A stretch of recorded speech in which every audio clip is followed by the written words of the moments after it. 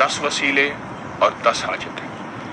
آج ذی الحجہ یعنی پہلے عشرے کا پہلا دن ہے، جس کے بارے میں قرآن پاک میں ان 10 راتوں کی اللہ پاک نے قسم اٹھائی ہے۔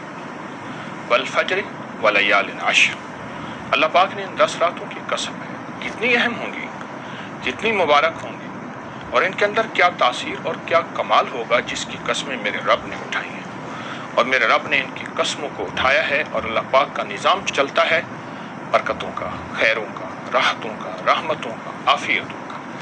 آئیں ان 10 راتوں میں جو ہم سے ہو سکتا ہے وہ میسر، جو محنت، جو کوشش، اور انشاءاللہ رب سچا، رب کے وعدے سچے، اور اللہ اپنے سچے وعدے پورے کر کے دکھاتا ہے۔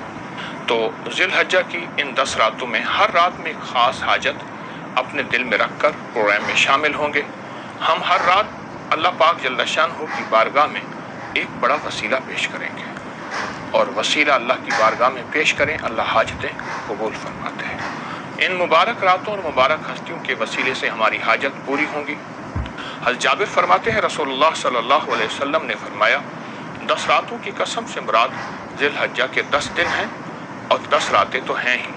اور ایک اور روایت میں میرے آقا نے حجۃ الوداع کے موقع پر ارشاد فرمایا کہ تمام مہینوں میں سب سے بڑا شرف یعنی سب سے عظمت والا مہینہ ذی الحجہ ہے، اور اللہ پاک نے آدم علیہ السلام کی توبہ ان 10 راتوں میں قبول فرمائی، اور 10 راتوں میں جنت سے تشریف لائے زمین پر 300 سال کا رونا، توبہ قبول ہوئی۔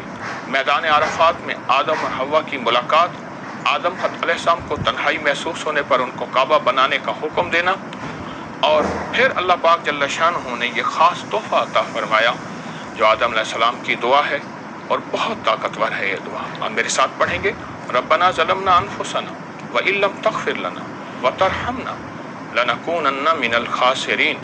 اس دعا میں عاجزی ہے، نیاز مندی ہے جو اللہ کو بہت پسند ہے، مغفرت اور اللہ پاک کے سامنے اپنا قصوروار ہونا، اس کا اعتراف کرنا، اور تیسرا اللہ پاک سے رحم کی درخواست کرنا، جو رحم کی درخواست کرتا ہے، جو مغفرت کی درخواست کرتا ہے، اور اب اس کے فضل اور کرم کی درخواست کرتا ہے، اسے ملتا ہے اور وہ پاتا ہے۔